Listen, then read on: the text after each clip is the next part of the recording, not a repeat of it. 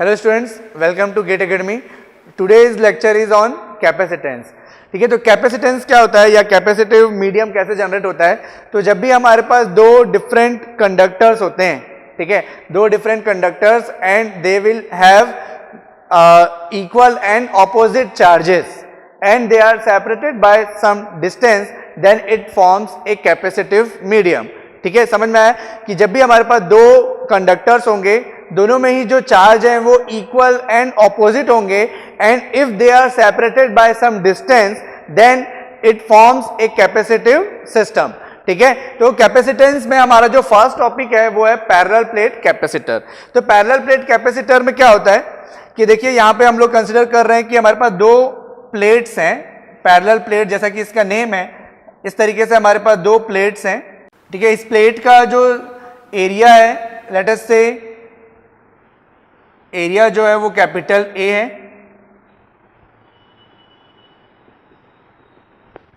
ठीक है, इस तरीके से हमारे पास एक प्लेट है, इस प्लेट का जो एरिया है वो ए है और ये जो प्लेट है, क्योंकि ये प्लेट है मतलब एक प्लेन हो गया, तो इस प्लेन का जो सरफेस चार्ज डेंसिटी है वो प्लस रो एस है, क्योंकि ये पॉजिटिवली चार्ज है।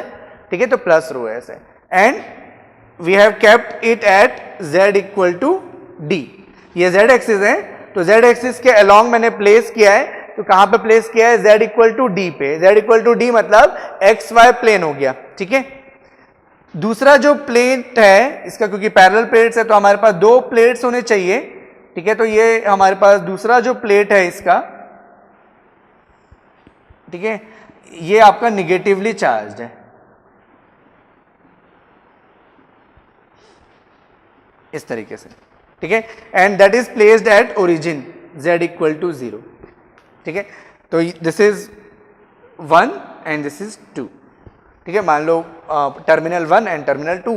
ठीक है, तो यहां पे जो इलेक्ट्रिक फील्ड लाइंस होंगी वो हमेशा क्या होती है, पॉजिटिव से निगेटिव होती है। तो इस तरीके से आपके पास इलेक्ट्रिक फील्ड लाइंस होंगी। इक्वल नंबर ऑफ चार्जेस होने चाहिए दोनों ही प्लेट्स में।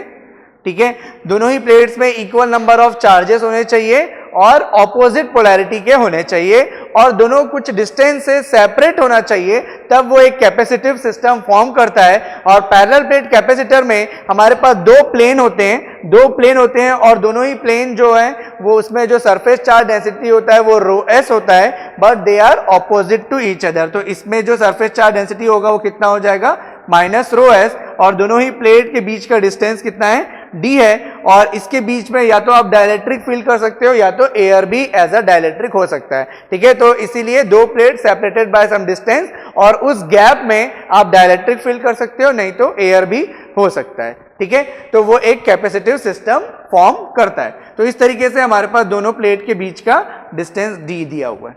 ठीक है, अब इस केस में मुझे पोटेंशियल कैपेसिटेंस निकालना है। इस पैरेलल प्लेट कैपेसिटर का कैपेसिटेंस कैलकुलेट करना है। तो कैपेसिटर क्या होता है, तो capacitor is charge divided by potential difference between 2 points 1 and 2, तो V21। ठीक है, तो मुझे यहाँ पे अगर कैपेसिटेंस निकालना है तो मैं इसी मेथड को फॉलो करूंगा। ठीक है, कि कोई भी टाइप के कैपेसिटेंस अगर मुझे निकालना होगा किसी भी टाइप में, तो मुझे इसी मेथड को फॉलो करना है। ठीक है, तो अब मुझे यहाँ पे चार्ज तो पता है, चार्ज मैं निकाल सकता हूं। ठीक है, क्योंकि मुझे रो एस पता है, तो चार्ज क्या होगा, तो चार्ज क्या होता है, तो रो एस डी एस। ठीक है, ओवर द सरफेस। ठीक है, टोटल चार्ज कितना हो जाएगा, अब आपको यहां पे सरफेस चार्ज डेंसिटी दिया हुआ है, तो rho S is the surface charge density. तो हम लोगों ने देखा था चार्ज डिस्ट्रीब्यूशन वाले लेक्चर में कि अगर आपका कोई सरफेस चार्ज डेंसिटी है तो उसका जो टोटल चार्ज होगा इस सरफेस पे टोटल चार्ज कितना होगा, तो we can integrate over the surface rho S D S, then we will get the total charge contain in this surface. Clear.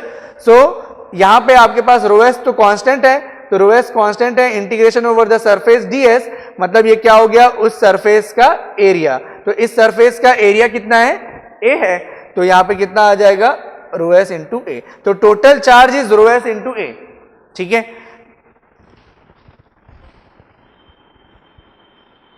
तो ये चीज हमको मिल जाएगा। नाउ मुझे V21 निकालना है, तो V21 क्या होगा, तो it is the potential difference between 2 to 1। तो V21 मतलब minus integration from 2 to 1 E dot dl। ठीक है, जैसे हम लोगों ने पोटेंशियल डिफरेंस लिखा था VAB, तो हम लोग लिखे थे minus integration from A to B E dot dl। Similarly मैंने यहाँ पे लिखा है V21, तो ये आपका पोटेंशियल डिफरेंस बिटवीन 2 to 1 हो गया। ठीक है, तो ये सेम फॉर्मूला है जो हम लोगों ने ऑलरेडी इलेक्ट्रिक पोटेंशियल में डिस्कस किया। ठीक है, तो यहाँ पे माइनस, अब देखो इस फॉर्मूले को अप्लाई करने के लिए आपको इलेक्ट्रिक फील्ड चाहिए, तो अब इलेक्ट्रिक फील्ड की वैल्यू क्या होगी, तो पहले हम लोग इलेक्ट्रिक फील्ड भी निकाल लेते हैं। तो इलेक्ट्रिक फील्ड मुझे निकालना है, यहाँ पे इलेक्ट्रिक फील्ड इन दोनों प्लेट के बीच में, ये जो फील्ड लाइंस हम लोगों ने ड्रॉ किया है, तो यहाँ पे मान लो मुझे इलेक्ट्रिक फील्ड निकालना है एट पॉइंट P। ठीक है, तो इस पॉइंट P पे इलेक्ट्रिक फील्ड इंटेंसिटी क्या होगा, तो इस पॉइंट P पे इलेक्ट्रिक फील्ड इंटेंसिटी इस सरफेस चार्ज डेंसिटी की वजह से, अगर मुझे यहाँ पे इलेक्ट्रिक फील्ड इंटेंसिटी निकालना है तो मुझे डाउनवर्ड मूव करना पड़ेगा, तो डाउनवर्ड मूव करना पड़ेगा, और एक सरफेस चार्ज डेंसिटी की वजह से इलेक्ट्रिक फील्ड इंटेंसिटी कितना होता है, तो ρs अपॉन 2 एप्सिलॉन नॉट। ठीक है, अब ये आपका पॉजिटिवली चार्ज है, तो plus ρs upon 2 epsilon not, ये तो इसका मैग्नीट्यूड होगा। अब इसका डायरेक्शन क्या होता है, तो हम लोग यहाँ पे नॉर्मल यूनिट वेक्टर लिखते हैं। ठीक है, अब ये नॉर्मल यूनिट वेक्टर क्या होता है, तो जिस डायरेक्शन में आप मूव कर रहे हो, ठीक है, अगर आप डाउनवर्ड डायरेक्शन में मूव कर रहे हो, देखो ये z इक्वल टू डी है, तो z इक्वल टू डी मतलब xy प्लेन, और xy का नॉर्मल क्या होता है z, तो यूनिट वेक्टर तो z होगा, कंफर्म है। ठीक है, क्योंकि अगर आपका z equal to d plane है तो इसका जो नॉर्मल होगा वो अपवर्ड डायरेक्शन में होगा, मतलब z डायरेक्शन में होगा। ठीक है, अब हम लोग क्योंकि इस पॉइंट P पे जब जाने के लिए, ये हमारा पॉइंट ऑफ इंटरेस्ट है, तो इस पॉइंट P पे जाने के लिए इस सरफेस चार्ज से मैं निगेटिव डायरेक्शन में जा रहा हूं, इसका मतलब मैं निगेटिव z डायरेक्शन में ट्रेवल कर रहा हूं, तो निगेटिव z डायरेक्शन में ट्रेवल करेंगे तो ये जो यूनिट वेक्टर होगा वो कितना हो जाएगा, माइनस az कैप। ठीक है, सिमिलरली ये आ गया आपका electric field intensity due to this positively charge surface charge density. अब ये पॉइंट P पे जो इलेक्ट्रिक फील्ड इंटेंसिटी आएगा वो इस नेगेटिव चार्ज की वजह से भी आएगा, तो इस नेगेटिव सरफेस चार्ज डेंसिटी की वजह से इलेक्ट्रिक फील्ड इंटेंसिटी कितना होगा, तो इससे इस पॉइंट P तक जाने के लिए मैं अपवर्ड डायरेक्शन पे मूव कर रहा हूं, अपवर्ड डायरेक्शन में मूव कर रहा हूं मतलब पॉजिटिव z डायरेक्शन में मूव कर रहा हूं, तो इसका जो मैग्नीट्यूड होगा वो तो आपका minus ρs upon 2 epsilon not होगा, और यूनिट वेक्टर कितना हो जाएगा, प्लस az। ठीक है, अब ये माइनस ρs इसलिए हुआ बिकॉज ये जो सरफेस चार्ज डेंसिटी है ये निगेटिवली चार्ज है। ठीक है, तो ये जो सरफेस चार्ज डेंसिटी है दैट इज माइनस ρs, इसीलिए यहाँ पे माइनस ρs आ गया, और ये आपका यूनिट वेक्टर पॉजिटिव डायरेक्शन में जा रहा है इसीलिए प्लस az आ गया। तो ये कितना हो जाएगा, minus 2 ρs upon 2 epsilon not az cap, ये 2 और 2 कैंसिल हो गया, तो ये आ गया minus ρs upon epsilon not az cap. ठीक है, और इस ρs की वैल्यू अगर चार्ज के टर्म में लिखना है तो यहां से ρs की वैल्यू हम लोग चार्ज के टर्म में q अपॉन a लिख सकते हैं, तो ये आ गया minus q upon a epsilon not az cap. ठीक है, तो ये आ गया आपका electric field intensity, minus q upon a epsilon not az cap. ठीक है, तो अब पोटेंशियल डिफरेंस पे आते हैं, तो potential difference V21 minus integration from 2 to 1 E, electric field intensity कितना है, minus q upon a epsilon not az cap, dot product with dl, तो ये डॉट प्रोडक्ट हो रहा है dl के साथ, तो dl मतलब डिफरेंशियल लेंथ, तो जब आप 2 से 1 की तरफ जा रहे हो, तो जब आप 2 से 1 की तरफ जा रहे हो, देखो इस टर्मिनल में 2 से 1 की तरफ जा रहे हैं, तो कौन सा लेंथ वेरी हो रहा है, तो z जो है वो वेरी हो रहा है। जब आप 2 से 1 जा रहे हो तो z 0 से d हो रहा है, तो z चेंज हो रहा है, तो डिफरेंशियल लेंथ क्या हो जाएगा, dz az। ठीक है, तो यहां पे आ गया V21 minus integration from 2, z की वैल्यू कितनी है 2 पे, तो z की वैल्यू 2 पे 0 है और 1 पे d है, तो ये कितना आ गया, minus q upon a epsilon not, az और az को डॉट प्रोडक्ट करेंगे तो 1 आ जाएगा, और ये आ गया dz, ये माइनस माइनस प्लस हो गया, तो ये कितना आ गया 0 to d q upon a epsilon not dz। ठीक है, तो ये आ गया V21। ठीक, तो यहाँ पे इसको इंटीग्रेट करेंगे तो q upon a epsilon not, और ये आ गया आपके पास इंटीग्रेशन करेंगे तो z 0 to d, so we can write it as qd upon a epsilon nought. तो पोटेंशियल डिफरेंस आ गया qd upon a epsilon nought. ठीक। अब कैपेसिटर की वैल्यू क्या होती है, capacitance is C equal to Q upon V21, so C equal to Q upon V21, so Q upon this QD upon A epsilon nought, ठीक है। ये Q और ये Q कैंसिल हो गया और ये आ गया A epsilon nought by D, ठीक है। तो पैरेलल प्लेट कैपेसिटर के लिए C की वैल्यू, कैपेसिटेंस की वैल्यू कितनी होती है, epsilon nought A upon D, ठीक है। ये रिलेशनशिप हम लोग को ऑलरेडी नोन है कि पैरेलल प्लेट कैपेसिटर के लिए कितना होता है, तो इसको डिराइव जो कर सकते हैं हम लोग इस तरीके से डिराइव कर सकते हैं।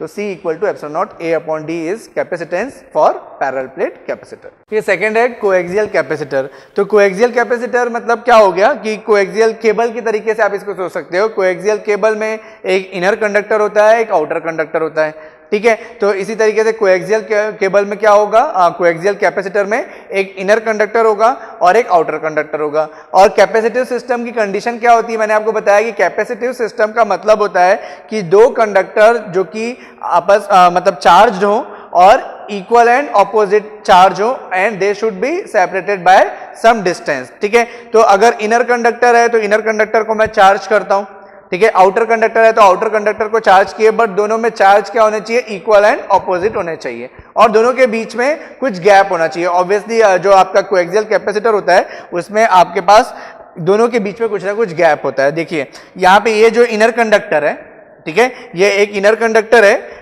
इस तरीके से ये आपका इनर कंडक्टर है और ये पूरा इनर कंडक्टर है यहां से यहां तक, ठीक है। ये आपका इनर कंडक्टर हो गया जिसका रेडियस मैंने A लिया है, ठीक है, और इसको मैंने पॉजिटिवली चार्ज किया है, ठीक। और उसके बाद मैंने आउटर कंडक्टर लिया है और आउटर कंडक्टर का रेडियस मैंने B लिया है, ठीक है, and obviously B is greater than A। तो ये जो आउटर कंडक्टर है दैट इज नेगेटिवली चार्ज। तो यहाँ पे equal and opposite charge contain कर रहा है, दोनों ही कंडक्टर में जो चार्जेस हैं वो इक्वल हैं बट ऑपोजिट हैं, ठीक है, एक पॉजिटिव है और एक नेगेटिव है। तो जैसा कि हम लोगों ने पैरेलल प्लेट के लिए लिया था, पॉजिटिव को मैंने टर्मिनल 1 लिया था और नेगेटिव को टर्मिनल 2, तो यहाँ पे भी मैं सेम मेथड फॉलो कर रहा हूँ, पॉजिटिव को टर्मिनल 1 और नेगेटिव को टर्मिनल 2, ठीक है। तो यहाँ पे मुझे कैपेसिटेंस निकालना है अगेन, तो कैपेसिटेंस निकालने के लिए यहाँ पे क्या हो जाएगा, charge Q divided by potential difference V21, मुझे ये निकालना है, ठीक है। और इस कोएक्सियल का कैपेसिटर का जो लेंथ है वो कैपिटल L हम लोगों ने कंसिडर किया, ठीक है। अब देखते हैं कि इसका कैपेसिटेंस कैसे निकाल सकते हैं। तो V21 potential difference between 2 to 1, so this is minus integration from 2 to 1 E dot dl, ठीक है। अब देखो अगेन यहाँ पे इलेक्ट्रिक फील्ड इंटेंसिटी आ गया, तो अब मुझे इलेक्ट्रिक फील्ड इंटेंसिटी निकालना पड़ेगा इन दोनों टर्मिनल्स के बीच में, 2 और 1 के बीच में। तो यहाँ पे 2 और 1 के बीच में इलेक्ट्रिक फील्ड इंटेंसिटी कैसे कैलकुलेट कर सकते हैं, तो उसके लिए मुझे क्या अप्लाई करना पड़ेगा, अगेन गॉस लॉ अप्लाई करना पड़ेगा। तो गॉस लॉ के अकॉर्डिंग क्या होता है, integration over the close surface E dot ds equal to charge enclose divided by epsilon nought, ठीक है। अब देखो यहाँ पे जो गॉसियन सरफेस बनेगा, ये गॉसियन सरफेस का रोल यहाँ पे इंपॉर्टेंट है कि अगर मान लो मुझे इलेक्ट्रिक फील्ड इंटेंसिटी इस पॉइंट पे निकालना है, ठीक है, तो इस पॉइंट P पे मुझे अगर गॉसियन सरफेस ड्रॉ करना पड़ेगा तो उसका लेंथ क्या होना चाहिए। तो देखो ये जो कोएक्सियल कैपेसिटर है ये आपका कौन सा सिमेट्रिकल दिख रहा है, तो ये सिलेंड्रिकल सिमेट्री दिख रहा है। तो सिलेंड्रिकल सिमेट्री दिख रहा है, इसका मतलब इसको एनक्लोज करने के लिए आपको क्या करना पड़ेगा, एक सिलेंड्रिकल गॉसियन सरफेस ड्रॉ करना पड़ेगा। तो इसका मतलब है कि मुझे यहाँ पे एक सिलेंड्रिकल गॉसियन सरफेस ड्रॉ करना पड़ेगा, ठीक है। ये आपका सिलेंड्रिकल गॉसियन सरफेस हो गया,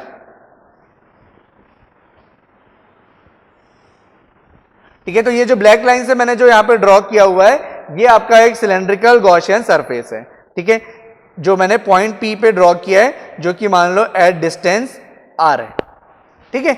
तो यहां पे मुझे इस पॉइंट P पे इलेक्ट्रिक फील्ड इंटेंसिटी निकालना है और यहां पे मैंने एक गॉसियन सरफेस ड्रॉ किया, ये हमारा जो ब्लैक लाइन है ये गॉसियन सरफेस है जो कि सिलेंड्रिकल सरफेस है और कंप्लीटली क्लोज सरफेस है, ठीक।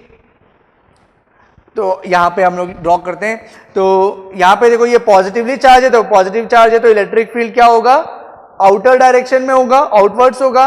और आपको पता है कि जो सिलेंड्रिकल गॉसियन सरफेस होता है उसमें जो इलेक्ट्रिक फील्ड इंटेंसिटी होता है वो टॉप सरफेस और बॉटम सरफेस में 0 होता है, बिकॉज यहाँ पे जो इलेक्ट्रिक फील्ड का जो डायरेक्शन होगा वो आपका रेडियल डायरेक्शन में होगा और सरफेस का जो डायरेक्शन होगा ये इलेक्ट्रिक फील्ड का डायरेक्शन होगा और सरफेस का डायरेक्शन आउटवर्ड होगा। तो इस तरीके से इन दोनों के बीच का एंगल 90 डिग्री बनता है। तो E डॉट ds जब मैं करूंगा तो इन दोनों के बीच का एंगल 90 डिग्री होने की वजह से डॉट प्रोडक्ट क्या हो जाएगा, 0 हो जाएगा। ठीक है, तो इलेक्ट्रिक फील्ड इंटेंसिटी सिर्फ एग्जिस्ट करता है कर्व सरफेस के लिए और कर्व सरफेस के लिए आपका ये कितना आ जाएगा, E ds cos 0 over the close surface. और ये चार्ज कितना एनक्लोज कर रहा है, तो ये प्लस Q चार्ज आपका एनक्लोज कर रहा है, तो Q अपॉन एप्सिलॉन नॉट हो जाएगा। ठीक है, इनर कंडक्टर में चार्ज कितना है, Q है।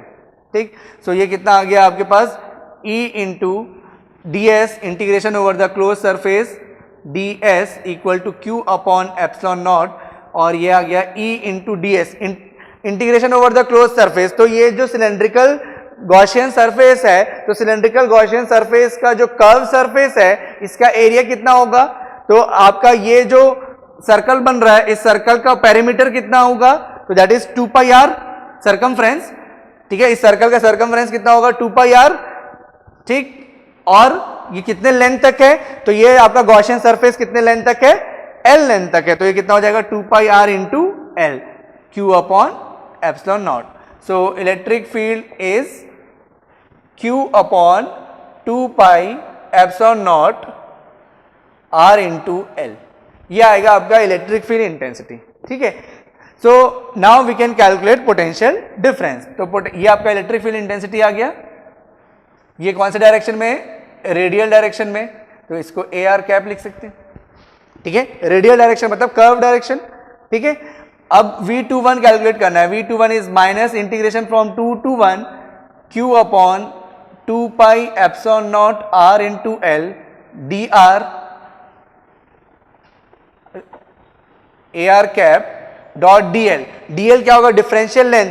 तो जब आप टर्मिनल 2 से टर्मिनल 1 की तरफ जा रहे हो, जब आप टर्मिनल 2 से 1 की तरफ जा रहे हो या 1 से 2 की तरफ जा रहे हो, तो इसका जो रेडियस है, ये जो R है, ये वेरी कर रहा है। ठीक है, आप 2 से अगर 1 की तरफ जा रहे हो तो R की वैल्यू B से A तक वेरी कर रही है। ठीक है, तो dr डिफरेंशियल लेंथ कितना हो जाएगा, रेडियस वेरी हो रहा है तो रेडियस के डायरेक्शन में dr और उस डायरेक्शन में उसका यूनिट वेक्टर, तो dr AR। तो ये कितना आ जाएगा, माइनस 2 पे R की वैल्यू कितनी है, तो रेडियस की वैल्यू टर्मिनल 2 पे कितना है, B है, और टर्मिनल 1 पे कितना है, A है।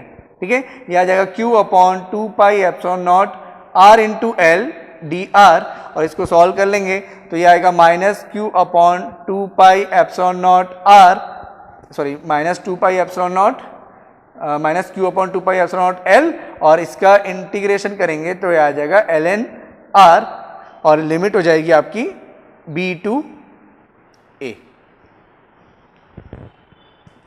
ठीक है, तो ये आ जाएगा minus Q upon 2 pi epsilon nought L, upper limit put करेंगे तो ये आ जाएगा ln A minus ln B। ठीक है, तो इसको we can write it as Q upon 2 pi epsilon nought L ln A by B। ठीक है, now we have to calculate capacitance. तो कैपेसिटेंस की वैल्यू कितनी हो जाएगी, C equal to Q upon V21। ठीक है, तो ये कितना आ जाएगा, this is C equal to Q upon V21। V21 कितना आया, minus Q upon 2 pi epsilon nought L ln A by B। ठीक है, तो ये Q और Q कैंसिल हो गया और ये माइनस साइन के कारण यहाँ पे कितना आ जाएगा, ये 2 pi epsilon nought L numerator में चला जाएगा और minus ln A upon B है। ठीक है, तो यहाँ पे कितना आ जाएगा, C equal to 2 pi epsilon nought into L divided by ln B by A। तो this is the capacitance for coaxial capacitor. ठीक है, 2 pi epsilon nought L ln B by A। तो कैपेसिटेंस जो है वो किसके ऊपर डिपेंड कर रहा है, तो length of the coaxial capacitor and inner and outer conductor के रेडियस के ऊपर डिपेंड कर रहा है। सो नेक्स्ट टाइप है आपका स्फेरिकल कैपेसिटर। तो स्फेरिकल कैपेसिटर में अगेन हमारे पास 2 स्फेरिकल कंडक्टर्स होंगे। ठीक है, और they should be separated by some distance. तो यहाँ पे हमारे पास एक स्फेरिकल कंडक्टर है जो कि आपका पॉजिटिवली चार्ज है और जिसका रेडियस A है, और ये हमारे पास आपका स्फेरिकल कंडक्टर है जिसका रेडियस b है जो कि निगेटिवली चार्ज है। ठीक है, तो जैसा कि हम लोग प्रीवियस 2 टाइप्स में किए कि पॉजिटिव चार्ज को मैंने टर्मिनल 1 से डिनोट किया था और नेगेटिव चार्ज को टर्मिनल 2 से, तो हमको यहाँ पे पोटेंशियल डिफरेंस निकालना है 2 और 1 के बीच में, बिकॉज अगर मुझे कैपेसिटेंस कैलकुलेट करना है तो मुझे C equal to Q upon V21 calculate करना है। ठीक है, तो इसका मतलब है कि मुझे पोटेंशियल डिफरेंस कैलकुलेट करना है बिटवीन टर्मिनल 2 एंड टर्मिनल 1। ठीक है, तो यहाँ पे अगर मैं V21 कैलकुलेट करता हूं तो V21 minus integration from 2 to 1 E dot dl होगा। ठीक है, तो अगेन मुझे यहाँ पे क्या कैलकुलेट करना पड़ रहा है, इलेक्ट्रिक फील्ड इंटेंसिटी, क्योंकि मुझे इलेक्ट्रिक फील्ड इंटेंसिटी नहीं पता है तो मुझे पहले यहाँ पे इलेक्ट्रिक फील्ड इंटेंसिटी कैलकुलेट करना पड़ेगा। तो इलेक्ट्रिक फील्ड इंटेंसिटी कैलकुलेट करने के लिए मान लो इस पॉइंट P पे जो कि डिस्टेंस r पे है, यहाँ पे अगर मुझे इलेक्ट्रिक फील्ड इंटेंसिटी कैलकुलेट करना है तो उसके लिए मुझे एक स्फेरिकल गॉसियन सरफेस ड्रॉ करना पड़ेगा। ठीक है, तो इस तरीके से मैं स्फेरिकल गॉसियन सरफेस ड्रॉ कर लूंगा। ठीक है, ये हमारा गॉसियन सरफेस हो गया।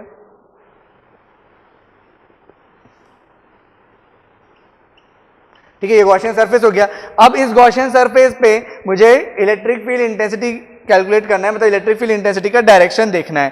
तो इलेक्ट्रिक फील्ड इंटेंसिटी हम लोग कैसे कैलकुलेट करते हैं, यूजिंग गॉस लॉ। तो E dot ds over the close surface is equal to charge enclosed. ठीक है, तो ये गॉसियन सरफेस में अगर मैं इलेक्ट्रिक फील्ड का डायरेक्शन देखता हूं तो पॉजिटिव से निगेटिव इलेक्ट्रिक फील्ड के डायरेक्शंस होंगे। तो मतलब इस तरीके से आपका इलेक्ट्रिक फील्ड के डायरेक्शंस होंगे पॉजिटिव से निगेटिव। ठीक है, तो और यहाँ पे इस गॉसियन सरफेस पे ये आपका डायरेक्शन हो गया इलेक्ट्रिक फील्ड का, और इस पे अगर मैं डिफरेंशियल सरफेस सेलेक्ट करता हूं तो इस डिफरेंशियल सरफेस का डायरेक्शन भी क्या होगा, क्योंकि ये स्फेरिकल है तो नॉर्मल टू द सरफेस होगा। तो स्फेरिकल में नॉर्मल टू द सरफेस मतलब ये हो गया आपका ds का डायरेक्शन और ये आपका है इलेक्ट्रिक फील्ड का डायरेक्शन। ठीक है, ऐसे ही सभी तरफ होगा, यहाँ पे भी आपके पास इस तरीके से जाएगा। तो ये रेडियल डायरेक्शन में आप ऑलरेडी जानते हो कि रेडियल डायरेक्शन के केस में इलेक्ट्रिक फील्ड जो होता है वो रेडियली आउटवर्ड होता है और रेडियल डायरेक्शन में डिफरेंशियल सरफेस जो होता है वो नॉर्मल टू द सरफेस होता है। तो यहाँ पे हम लोग देख रहे हैं कि ये जो ds है और इलेक्ट्रिक फील्ड है, इन दोनों के बीच का जो एंगल है वो 0 होगा क्योंकि दोनों सेम डायरेक्शन पे है। तो जब ये दोनों सेम डायरेक्शन पे होंगे तो integration over the close surface E ds cos 0, और ये चार्ज कितना एनक्लोज कर रहा है, तो ये जो गॉसियन सरफेस है, ये जो गॉसियन सरफेस है, जो रेड वाली लाइन गॉसियन सरफेस है, ये सिर्फ एक चार्ज एनक्लोज कर रहा है जो कि इनर कंडक्टर में जो जितना चार्ज एग्जिस्ट कर रहा है। तो इस इनर कंडक्टर में कितना चार्ज है, तो ये पॉजिटिव चार्ज है और ये कितना है प्लस Q। तो ये हो गया आपका Q चार्ज एनक्लोज कर रहा है डिवाइडेड बाय एप्सिलॉन नॉट। ठीक है, डिवाइडेड बाय एप्सिलॉन नॉट। तो ये कितना हो गया, integration over the close surface E ds Q upon epsilon nought. ठीक है, तो ये आ जाएगा आपके पास E बाहर आ गया, integration over the close surface ds equal to Q upon epsilon not, और integration over the close surface मतलब सरफेस क्या है, स्फेरिकल है, तो स्फेरिकल सरफेस का एरिया हो जाएगा 4 पाई, रेडियस है r, क्योंकि हमको r डिस्टेंस पे निकाल रहे हैं हम लोग, तो रेडियस कितना हो जाएगा r, या गॉसियन सरफेस हम लोग जो ड्रॉ किए वो कितने डिस्टेंस पे ड्रॉ किए, r डिस्टेंस पे हम लोगों ने गॉसियन सरफेस ड्रॉ किया है, तो इसीलिए उसका रेडियस कितना होगा r। तो ये आ जाएगा Q upon epsilon nought. So electric field की वैल्यू आ गई Q upon 4 pi epsilon not r square. ठीक है, तो ये हो गया इलेक्ट्रिक फील्ड।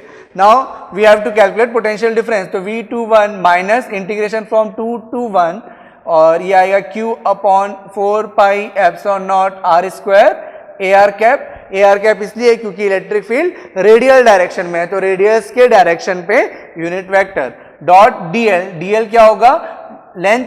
जब आप टर्मिनल 2 से टर्मिनल 1 आ रहे हो तो रेडियस जो है वो चेंज हो रहा है। ठीक है, तो रेडियस अगर चेंज होगा तो डिफरेंशियल लेंथ क्या हो जाएगा, dr AR कैप। तो इन दोनों का डॉट प्रोडक्ट करेंगे तो minus integration from 2 to 1 Q upon 4 pi epsilon not r square dr हो जाएगा।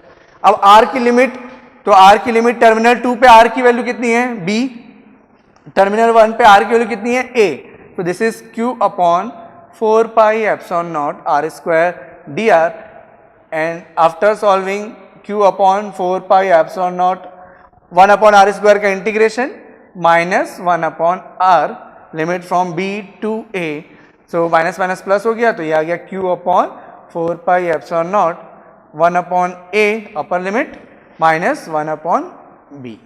ठीक है, तो ये आ गया आपके पास potential difference V21 which is equal to Q upon 4 pi epsilon not 1 upon A minus 1 upon B. ठीक, अब कैपेसिटेंस की वैल्यू कितनी होगी? तो कैपेसिटेंस की वैल्यू हम लोग निकालते हैं Q अपॉन पोटेंशियल डिफरेंस से। तो कैपेसिटेंस होगा Q upon potential difference is Q upon 4 pi epsilon not 1 upon A minus 1 upon B.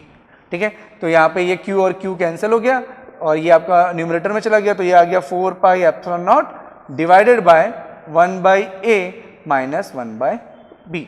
तो ये होता है आपका कैपेसिटेंस फॉर स्फेरिकल कैपेसिटर। ठीक है, 4 pi epsilon not 1 upon A minus 1 upon b. अब देखो यहाँ पे एक कंडीशन है कि अगर मान लो कि इसका जो आउटर कंडक्टर है, ठीक है, ये हमारे पास इनर कंडक्टर था जिसका रेडियस ए था, और ये जो आउटर कंडक्टर है जिसका रेडियस पहले हम लोगों ने बी लिया था, ये बी था, मान लो कि ये जो रेडियस बी है वो इनफाइनाइट पे है। ठीक है, मतलब जो आउटर कंडक्टर है वो इनफाइनाइट पे है। ठीक है, तो उस केस में जो कैपेसिटर होता है उसको हम लोग बोलते हैं आइसोलेटेड स्फीयर। जो कैपेसिटिव सिस्टम फॉर्म होता है इसको क्या बोलते हैं? Isolated sphere. जब आपका जो बी है वो इनफाइनाइट पे चले जाता है, ठीक है, आउटर कंडक्टर जो है वो अगर इंफिनिटी पे है, तो उस केस में उसको हम लोग बोलते हैं आइसोलेटेड स्फीयर। तो अगर मैं इस कंडीशन को यहाँ पे अप्लाई करता हूं तो इस आइसोलेटेड स्फीयर के लिए कैपेसिटेंस की वैल्यू कितनी हो जाएगी? 4 pi epsilon not divided by 1 by a minus 1 upon infinity. तो 1 अपॉन इंफिनिटी इज 0, तो ये कितना आ जाएगा? 4 pi epsilon not divided by 1 by A. और वी कैन राइट कि आइसोलेटेड स्फीयर के लिए जो कैपेसिटेंस है वो 4 पाई एप्सिलॉन नॉट ए होता है। ठीक है, तो आइसोलेटेड स्फीयर के लिए capacitance is 4 pi epsilon not a होगा। ठीक है, इसी के आगे हम लोग फर्दर कंसिडर कर रहे हैं कि मान लो कि जो इसका इनर कंडक्टर है उसमें हम लोगों ने कोटिंग की है डाइलेक्ट्रिक की। ठीक है, तो इस तरीके से जो हमारे पास जो क्वेश्चन था स्फेरिकल कैपेसिटर का वो कुछ इस तरीके से हो गया है कि ये आपका इनर कंडक्टर है जो कि पॉजिटिवली चार्ज है जिसका रेडियस ए है, और इसमें हम लोगों ने डाइलेक्ट्रिक की कोटिंग की है। ठीक है, जिसका कांस्टेंट जो है डाइलेक्ट्रिक कांस्टेंट या परमिटिविटी एप्सिलॉन आर है, तो वो अप टू रेडियस बी तक है, और उसके बाद जो आउटर कंडक्टर जो कि नेगेटिवली चार्ज था वो अप टू रेडियस सी तक है। ठीक है, तो जो हमारा इनर कंडक्टर होता है उसको हम लोग 1 टर्मिनल दिए थे और आउटर कंडक्टर को 2, बट बिकॉज यहाँ पे हम लोगों ने एक डाइलेक्ट्रिक कोटिंग की है उसकी वजह से एक और रेडियस फॉर्म हुआ है और उस टर्मिनल को मैं बोल रहा हूँ 3। ठीक है, तो अगर अब इस केस में मुझे पोटेंशियल डिफरेंस निकालना है 2 से 1 के लिए, तो -2 to 1 E डॉट dl, तो इलेक्ट्रिक फील्ड इंटेंसिटी कितना आया था? Q upon 4 pi epsilon not R square dr। ठीक है, ये आया था। अब 2 से 1 तक अगर मुझे जाना है तो 2 से 1 तक जाने के लिए 2 से 3 तक जाएंगे और फिर 3 से 1 तक जाएंगे। ठीक है, तो ये कितना आ जाएगा? माइनस इंटीग्रेशन फ्रॉम 2 to 3, तो Q upon 4 pi epsilon not. अब देखो यहाँ पे एक चीज ये है कि इस एप्सिलॉन नॉट ना लिख के मैं इसको एप्सिलॉन लिख रहा हूं। ठीक है, इसके पीछे रीजन ये है कि इन जनरल तो ये एप्सिलॉन ही होना चाहिए, अगर फ्री स्पेस होगा तभी एप्सिलॉन नॉट होगा, और अदरवाइज अगर फ्री स्पेस नहीं होगा तो फ्री स्पेस नहीं होता है तो epsilon equal to epsilon not epsilon r लिखते हैं, और अगर फ्री स्पेस होता है तो फ्री स्पेस के लिए हम लोग epsilon equal to epsilon nought लिखते हैं। तो बाय डिफॉल्ट अभी तक हम लोग क्या मान रहे थे कि फ्री स्पेस है, बट क्योंकि यहाँ पे हम लोगों ने डाइलेक्ट्रिक मटेरियल यूज किया है जिसका परमिटिविटी एप्सिलॉन आर है, तो इसको मैं जनरलाइज्ड फॉर्म में लिखूंगा Q upon 4 pi epsilon r square dr। अब जब मैं टर्मिनल 2 से 1 जा रहा हूं तो मैं पहले टर्मिनल 2 से 3 जाऊंगा, और 2 से 3 पे देखो मैंने क्या लिखा है? Free space. तो इस रीजन पे क्या है? फ्री स्पेस है, तो उसमें Q की वैल्यू कितनी हो जाएगी? एप्सिलॉन की वैल्यू कितनी हो जाएगी?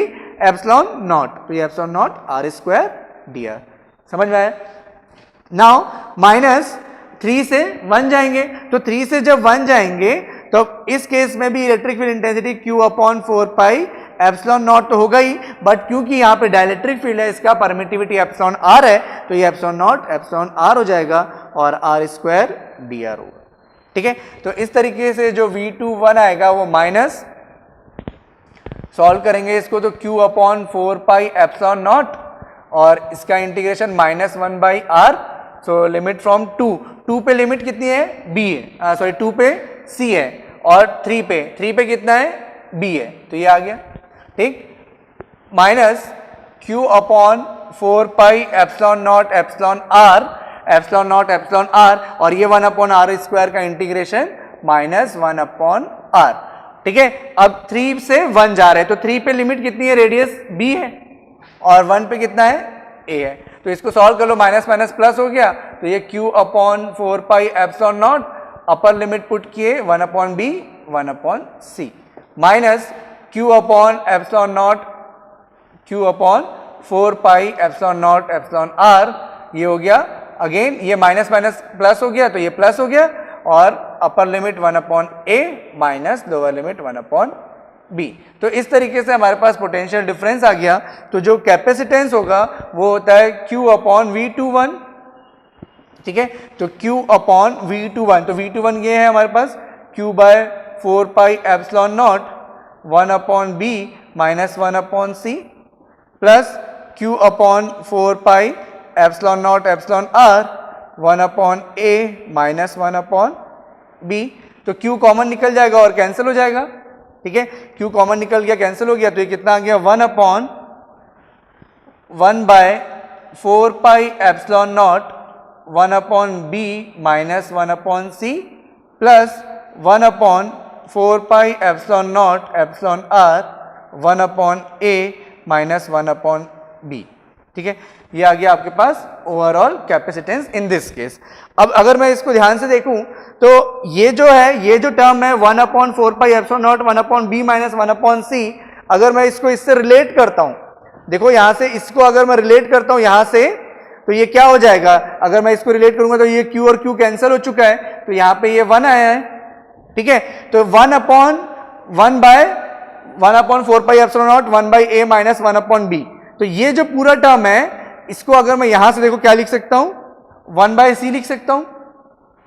ये 1 अपॉन c कितना आ जाएगा, 1 by 4 pi epsilon not 1 upon a minus 1 upon b, ठीक है। इसको इस तरफ ले जाओ, इसको इस तरफ ले जाओ, तो 1 अपॉन c इस फॉर्म में आएगा, तो 1 upon 4 pi epsilon not 1 upon a minus 1 upon b is 1 upon capacitance. Clear. a और b क्या थे, इनर कंडक्टर का रेडियस और आउटर कंडक्टर का रेडियस। अब यहां पे अगर आएंगे तो 1 upon a minus 1 upon b मतलब इस रीजन का कैपेसिटेंस, और अगर 1 upon b minus 1 upon c करेंगे तो इस फ्री स्पेस वाले रीजन का कैपेसिटेंस आएगा, ठीक है। क्लियर है ये चीज, देखो inner 1 upon a, outer 1 upon b, तो इस फॉर्म में आ गया 1 upon a minus 1 upon b। तो ये जो डाइलेक्ट्रिक लेयर है वो एक कैपेसिटिव मीडियम फॉर्म कर रहा है, और उसके बाद जो 1 अपॉन b है, मतलब ये टर्मिनल 3 तक रेडियस कितना है b, और फिर ये टर्मिनल 2 तक रेडियस कितना है c, तो 1 upon b minus 1 upon c भी एक कैपेसिटिव फॉर्म कर रहा है इस रिलेशनशिप के अकॉर्डिंग। तो यहां पे जो हमारे पास आया देखो 1 upon 4 pi epsilon not 1 upon b minus 1 upon c, ये कौन सा रीजन का कैपेसिटेंस है, तो फ्री स्पेस का कैपेसिटेंस है, ठीक है। और ये कौन सा रीजन का कैपेसिटेंस है, 1 upon a minus 1 upon b, तो ये जो डाइलेक्ट्रिक मटेरियल है उसका कैपेसिटेंस है। तो वी कैन से कि ये c इक्वल टू 1 अपॉन क्या है, 1 bye c1 plus 1 by c2, और we can also write it as 1 upon c equal to 1 upon c1 plus 1 upon c2, ठीक है। तो ये क्या हो गया, यहां पे ये क्या शो कर रहा है कि ये जो कैपेसिटेंस है वो क्या है, सीरीज में कनेक्टेड है, ठीक है। तो जब कैपेसिटेंस जो है वो सीरीज में कनेक्टेड होता है तो हम लोग उसका कैपेसिटेंस कैसे निकालते हैं, overall 1 upon c equal to 1 upon c1 plus 1 upon c2 plus 1 upon c3 and so on. तो इस तरीके से अगर आपके पास एक डाइलेक्ट्रिक मटेरियल फील्ड होगा तो वो दोनों कैपेसिटेंस स्फेरिकल कैपेसिटर में क्या हो जाएंगे, सीरीज में कनेक्टेड हो जाएंगे, और उसका ओवरऑल कैपेसिटेंस आप कैलकुलेट कर सकते हो यूजिंग दिस रिलेशनशिप, ठीक है। जैसा हम लोग देखें कि स्फेरिकल कैपेसिटर के केस में किस तरीके से जो कैपेसिटर होता है वो सीरीज में कनेक्टेड होता है, क्योंकि हम लोग उसमें डाइलेक्ट्रिक की कोटिंग करते हैं। तो उसी तरीके से जो पैरेलल प्लेट कैपेसिटर होता है उस केस में हम लोग अगर डाइलेक्ट्रिक मटेरियल को अलग अलग पोर्शन में अलग अलग फिल करें तो उसका इफेक्ट कैसा देखने को मिलता है। तो देखो यहाँ पे मैंने ड्रॉ किया हुआ है एक डायग्राम जिसमें ये दोनों एक पैरेलल प्लेट कैपेसिटर है, मतलब उसके पैरेलल प्लेट्स हैं। ये एक प्लेट है जो पॉजिटिवली चार्ज है और ये एक प्लेट है जो निगेटिवली चार्ज है। ये दोनों प्लेट के बीच का जो डिस्टेंस है वो d है, ठीक है, और इसका जो एरिया है वो a है, ठीक है। इस प्लेट का जो एरिया है वो कितना है, a है। दोनों का एरिया जो है वो सेम है, दोनों प्लेट का एरिया a है, ठीक है। अब देखो यहाँ पे क्या हो रहा है कि मैंने इस दोनों प्लेट के बीच में हाफ पोर्शन में अलग डाइलेक्ट्रिक मटेरियल फिल किया है और हाफ पोर्शन में मैंने अलग डाइलेक्ट्रिक मटेरियल फिल किया है, ठीक है। तो अब देखो यहाँ पे जब वोल्टेज यहाँ पे अप्लाई हुआ है, दोनों प्लेट के बीच में हम लोग वोल्टेज अप्लाई करते हैं, तभी तो हम लोग पोटेंशियल डिफरेंस निकालते हैं 2 और 1 के बीच में। तो इन दोनों प्लेट के बीच में हम लोगों ने पोटेंशियल अप्लाई किया है, इसको मैंने V दिया है और इसको ग्राउंड से कनेक्ट किया है। तो जैसे ही इसमें वोल्टेज अप्लाई होगा तो मान लो कि यहाँ पे करंट फ्लो होगा, और ये करंट जब यहाँ पे आएगा तो यहाँ से इसके पास अलग अलग पाथ आएगा। क्यों? क्योंकि ये दोनों डाइलेक्ट्रिक मटेरियल डिफरेंट है, तो दोनों का रेजिस्टेंस क्या होगा? अलग अलग होगा। तो इसमें क्या होगा कि करंट जो है वो किसी में ज्यादा फ्लो होगा और किसी में कम फ्लो होगा, तो दोनों से डिफरेंट डिफरेंट करंट फ्लो होगा। तो जब दोनों से डिफरेंट करंट फ्लो हो रहा है, इसका मतलब कि ये दोनों जो है वो क्या है? शंट में कनेक्टेड है। शंट में इसलिए क्योंकि करंट किस में डिवाइड होता है आपका? जब कैपेसिटेंस शंट में कनेक्टेड होते हैं, ठीक है। जब आपके एलिमेंट जो हैं वो शंट में कनेक्ट होंगे तभी आपका जो कैपेसिटर है, तभी आपका जो करंट है वो क्या होगा? डिवाइड होगा, ठीक है। तो इस तरीके से हमारे पास इसका इक्विवेलेंट सर्किट बन जाएगा। ये प्लस V है और ये ग्राउंड है। इस पोर्शन का कैपेसिटेंस जो होगा वो अलग होगा, बिकॉज इसमें से करंट अलग फ्लो हो रहा है और इसमें जो डाइलेक्ट्रिक मटेरियल फील्ड है वो अलग है, ठीक है। तो हम लोग डिसाइड कैसे किए कि ये शंट में कनेक्ट हो रहा है? बिकॉज इसमें करंट जो है वो डिवाइड हो रहा है। करंट क्यों डिवाइड हो रहा है? क्योंकि दोनों में डाइलेक्ट्रिक मटेरियल अलग अलग है, और अलग अलग होने की वजह से दोनों का रेजिस्टेंस है अलग अलग होगा, और रेजिस्टेंस अलग अलग होगा तो वो किसी से कम करंट फ्लो होगा, किसी से ज्यादा करंट फ्लो होगा। तो इस तरीके से हम लोगों ने डिसाइड किया कि करंट डिवाइड हो रहा है, और करंट डिवाइड होगा इसका मतलब वो शंट कनेक्शन होगा। और यहाँ पे जो कैपेसिटेंस है वो ये आपका एप्सिलॉन R1 की वजह से, और ये पैरेलल प्लेट कैपेसिटर है, तो यहाँ पे एक कैपेसिटेंस आएगा, यहाँ पे एक कैपेसिटेंस आएगा, तो वो capacitance suppose C1 and C2 है। तो इस तरीके से इस पर्टिकुलर पैरेलल प्लेट कैपेसिटर का इक्विवेलेंट सर्किट डायग्राम बनेगा, दो कैपेसिटर कनेक्टेड इन शंट। अब इसमें C1 और C2 की वैल्यू क्या होगी? तो अगर मैं C1 की वैल्यू देखता हूं तो पैरेलल प्लेट कैपेसिटर के लिए कैपेसिटेंस की वैल्यू क्या होती है? एप्सिलॉन A अपॉन D, ठीक है। एप्सिलॉन A अपॉन D होता है। अब ये जो फर्स्ट जो कैपेसिटर है C1, उसमें जो डाइलेक्ट्रिक मटेरियल है वो कितना है? Epsilon R1। तो ये कैपेसिटेंस कितना हो जाएगा? C1 equal to epsilon not epsilon R1। अब देखो इतने में इस पूरे प्लेट का एरिया कितना है? A है। लेकिन अभी जो इस पर्टिकुलर कैपेसिटेंस के लिए, इस लेफ्ट हैंड साइड वाले कैपेसिटेंस के लिए एरिया कितना इफेक्ट में आ रहा है? तो इस प्लेट का सिर्फ हाफ पोर्शन जो है वो इफेक्ट में आ रहा है, ठीक है। इस प्लेट का एरिया A है, मतलब यहां से ये पूरा रेक्टेंगल का एरिया A है, इसमें D का कोई रोल नहीं है, ठीक है। इसमें इस प्लेट का एरिया जो ये विड्थ और ये जो आपका इसका लेंथ है, ये लेंथ है और ये पूरा विड्थ है। लेकिन इस केस में क्या हुआ? जब आप हाफ पोर्शन में अलग मटेरियल फिल किए, हाफ पोर्शन में अलग मटेरियल फिल किए, तो जो इसका जो विड्थ है वो हाफ हो गया। तो विड्थ हाफ हो गया और इसका लेंथ सेम है, तो इसका मतलब उसका एरिया क्या हो गया? हाफ हो गया। तो यहाँ पे एप्सिलॉन नॉट ए जो करेंगे तो ये एरिया जो है वो हाफ हो जाएगा। तो half of the area effect में आ रहा है, तो इसके लिए एप्सिलॉन R1 के लिए जो कैपेसिटेंस क्रिएट होगा वो epsilon not epsilon R1 A/2, और जो इन दोनों प्लेट के बीच का जो डिस्टेंस है वो अभी भी कितना है? D ही है, तो इसीलिए ये कितना रहेगा? D रहेगा, ठीक है। और C2 लिखेंगे तो C2 भी कितना होगा? एप्सिलॉन नॉट एप्सिलॉन R2 हो जाएगा, क्योंकि इस साइड पे जो डाइलेक्ट्रिक मटेरियल फील्ड है वो एप्सिलॉन R2 है, और इसमें भी आपका हाफ ऑफ द विड्थ जो है वो इफेक्ट में आ रहा है, और लेंथ पूरा का पूरा कंप्लीट इफेक्ट में आ रहा है, इसीलिए इसका भी एरिया क्या होगा? हाफ होगा और डिवाइडेड बाय D। तो इस तरीके से C1 और C2 आ जाएगा। इन दोनों से हम लोग C1 C2 कैलकुलेट कर लेंगे, और उसका शंट कनेक्शन से जो कि क्या होता है? C1 plus C2। तो इक्विवेलेंट कैपेसिटेंस क्या हो जाएगा? C equivalent is in case of shunt connection C1 plus C2 हो जाएगा, ठीक है। अब आते हैं सेकेंड डायग्राम में, ठीक है। अब इस सेकेंड डायग्राम में आप देखोगे तो ये मैंने क्या किया है? इस हाफ पोर्शन पे अलग डाइलेक्ट्रिक मटेरियल फिल किया है, इस हाफ पोर्शन पे अलग डाइलेक्ट्रिक मटेरियल फिल किए। तो यहां से अगर मान लो मैं करंट कंसीडर करता हूं, तो ये जो करंट है इसका रेजिस्टेंस अलग है, इसका रेजिस्टेंस अलग है, बट ये जो करंट है वो सेम डायरेक्शन में फ्लो होगा, इसमें कोई डिवाइड नहीं होगा, क्योंकि इस पूरे पोर्शन का रेजिस्टेंस सेम है और इस पूरे पोर्शन का रेजिस्टेंस सेम है। तो ये करंट जो है वो इसी डायरेक्शन में फ्लो होगा और ग्राउंड में चला जाएगा।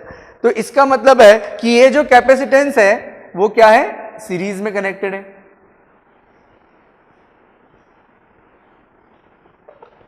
ठीक है। ये C1 और ये C2, ये पोटेंशियल V और ये ग्राउंड, ठीक है। अब इसमें इस केस में आपके पास C1 कितना होगा और C2 कितना होगा, ठीक है। तो यहाँ पे इन दोनों के प्लेट के बीच का डिस्टेंस अभी भी कितना है, सेम है D, ठीक है। तो ये डिस्टेंस D था और ये एरिया A था, ठीक है। अब जब मैं C1 लिखूंगा तो एप्सिलॉन नॉट एप्सिलॉन R1, ठीक है, क्योंकि dielectric material epsilon R1 field है। अब देखो इसका एरिया कितना होगा, तो इसका एरिया पूरा का पूरा, ये जो प्लेट है ये पूरा का पूरा इफेक्ट में आ रहा है, इसका विड्थ भी कंप्लीटली इफेक्ट में आ रहा है और इसका लेंथ भी कंप्लीट इफेक्ट में आ रहा है, ठीक है। यहां पे भी अगेन डी का कोई रोल नहीं है। अभी जब आप एरिया कैलकुलेट करोगे तो डिस्टेंस बिटवीन द प्लेट का रोल नहीं है, ठीक है। तो इस प्लेट का एरिया ये पूरा इफेक्ट में आ रहा है, यहां से ये पूरा पोर्शन आपका इफेक्ट में आ रहा है, तो इसीलिए कंप्लीट प्लेट का एरिया हम लोग कंसिडर करेंगे, तो epsilon not epsilon R1 A पूरा कंसिडर करेंगे, ठीक है। अब इसके बाद डिस्टेंस बिटवीन द प्लेट, तो distance between the plate is D, but यहां पे ये जो डाइलेक्ट्रिक मटेरियल है ये एक अलग कैपेसिटिव सिस्टम फॉर्म कर रहा है, ये एक अलग कैपेसिटिव सिस्टम फॉर्म कर रहा है, और मैंने इसमें हाफ पोर्शन में डाइलेक्ट्रिक मटेरियल फिल किया है एप्सिलॉन R1 और इसके अदर हाफ में मैंने डाइलेक्ट्रिक मटेरियल फिल किया है एप्सिलॉन R2।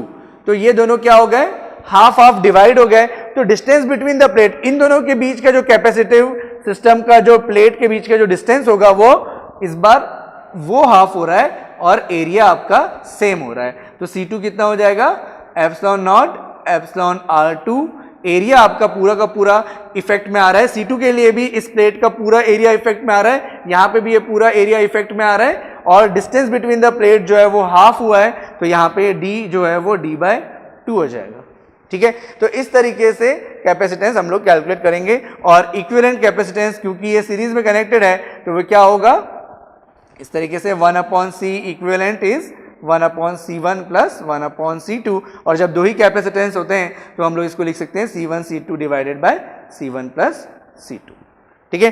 तो अगर इसको हम लोग इस तरीके से देखें, अगर मान लो इस टाइप का कोई केस हो, ये आपका प्लेट है, यहाँ पे भी आपका ये प्लेट है, ठीक है। इसके हाफ पोर्शन में एप्सिलॉन R1 फील्ड है, इसके हाफ पोर्शन में एप्सिलॉन R2, यहाँ पे एप्सिलॉन R3, इस तरीके से 3 डिफरेंट डाइलेक्ट्रिक मटेरियल फील्ड है, ठीक है। तो इसका कनेक्शन कैसा होगा, तो ये आपका पूरा का पूरा शंट में कनेक्ट है, क्योंकि यहाँ से जो करंट फ्लो होगा वो इस डायरेक्शन में जाएगा और एक इस डायरेक्शन में जाएगा, तो ये दोनों डिवाइड हो गए तो ये शंट में आ गया। लेकिन यहाँ से जो करंट फ्लो होगा वो पूरा यहाँ तक जाएगा और उसके बाद ग्राउंड होगा, ठीक है। तो ये दोनों इस कैपेसिटिव सिस्टम में सेम करंट फ्लो होगा, मतलब ये दोनों किस में कनेक्ट होंगे, सीरीज में कनेक्ट होंगे। तो इस तरीके से इसका कैपेसिटेंस आ जाएगा V, और ये हो गया C1 इसकी वजह से, ये आ गया C2 और ये आ गया C3। अब इसके कैपेसिटेंस क्या होंगे, तो देखो C1 कितना होगा, तो इन दोनों के बीच का डिस्टेंस, अभी प्लेट के बीच का डिस्टेंस कितना है, D है, तो ये पूरा का पूरा इफेक्ट में आ रहा है, ठीक है। तो एप्सिलॉन नॉट एप्सिलॉन R1, और ये एरिया कितना है, हाफ, यहाँ पे सिर्फ हाफ पोर्शन पे आ रहा है, तो एरिया हाफ हो गया, तो area A/2 divided by distance between the plate, तो D, ठीक है। C2 कितना होगा, तो इसमें भी हाफ पोर्शन, एरिया का हाफ पोर्शन इफेक्ट में आ रहा है, उस प्लेट का एरिया का हाफ पोर्शन इफेक्ट में आ रहा है, तो epsilon not epsilon R2 area half हो गया, ठीक है। साथ में ये जो डिस्टेंस है ये भी आपका हाफ हो रहा है, तो ये भी D/2 है और ये भी D/2 है, तो इस केस में ये D/2 हो जाएगा। और C3 कितना होगा, तो ये भी epsilon not epsilon R3, half area effect में आ रहा है, तो A/2, और डिस्टेंस बिटवीन द प्लेट भी हाफ है, तो ये D/2। तो इस तरीके से हम लोग कैपेसिटेंस कैलकुलेट कर सकते हैं for parallel plate capacitor if they are filled with different dielectric material between the plates.